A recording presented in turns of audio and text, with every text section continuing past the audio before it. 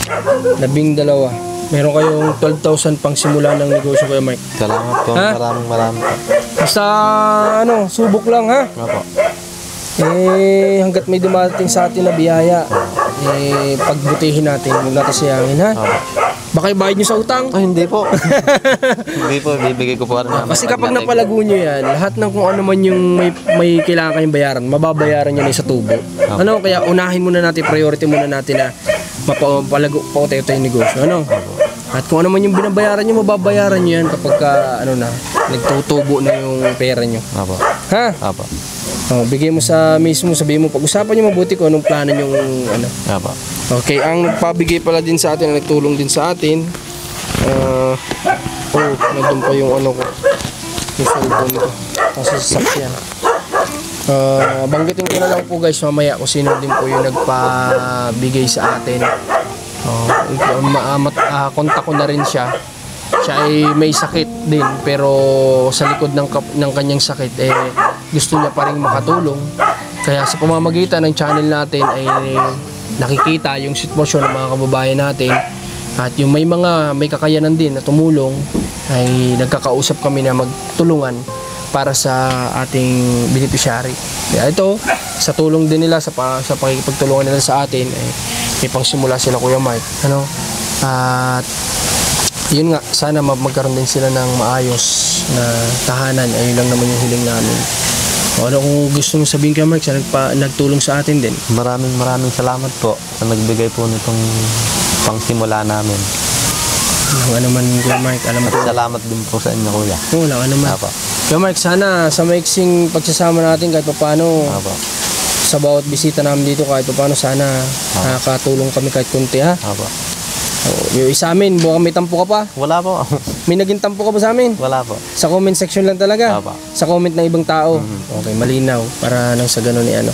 Okay, so guys, ngayon pag-pray na lang din natin na sana may ibang mapaglipatan sila kuya dito. Pero usapin mo muna yun. Ha? Try mo. Ha? Wala namang masamang sumubok. Kung sabihin nilang wala, hindi talaga ito pinagbibili. O di, tsaka, tapos try mo dito sa harap. Halay mo naman. Opo. Mayroon sila dyang pwesto na pinapabili. Diba? Na kaya natin. Okay, sige. So guys, pakita ko lang din sa inyo pa sa mga hindi nakakita. Itong nila, Kuya Mike. Itong, nandiyan ka pala. Si JM. Kalika, JM. Kumusta ka? Okay lang po. Ha? Okay lang po. Wala kayong pasok ngayon, ano? Opo. Anong pinagkaabalaan niyo magkakapatid? Naglalaro lang po din sila. Kayo po magkakapatid, bilang magkakapatid kayo, kapag kagantong walang pasok, kayo din yung naglalaro dito? Opo. Kayo din yung magkakalaro? Opo. Hindi naman kayo madalas na nag-aaway? Hindi naman. Hindi naman. Opo. Bilang ikaw yung lalaki, paano ka naman nakikisalamuhay dalawang babae yan? Paano yung laro nila sa laro mo? Pag hindi ko po gusto ng laro nila, hindi na lang ako nasali minsan po. Nagsisolo ka na lang? Opo. Kasi siyempre babae yan, iba laro niya na Siyempre lalaki. Paano? Hindi ka na makapag-bike ngayon. Sobrang putik, sobrang ulan. Opo. Di bale. Sa ibang araw na lang. Bawi ka na lang. Okay, sige. Mag-pray ka din ha.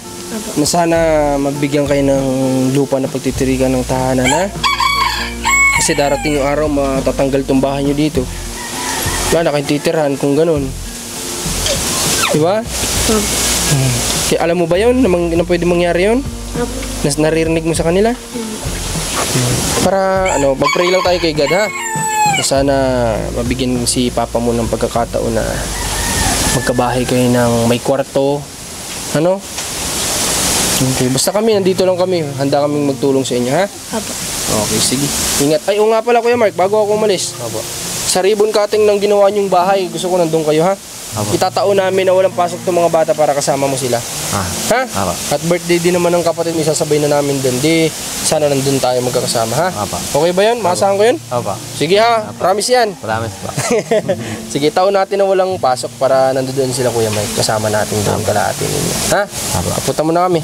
Salamat po, ingat pa. Pabalik ako dito para sa update ng lupa ha. Para mapag-usapan ulit natin. Ha? Sige, punta na kami. Punta tayo. Yun. Punta na kami Kuya Mike. Okay, sige. Sige po.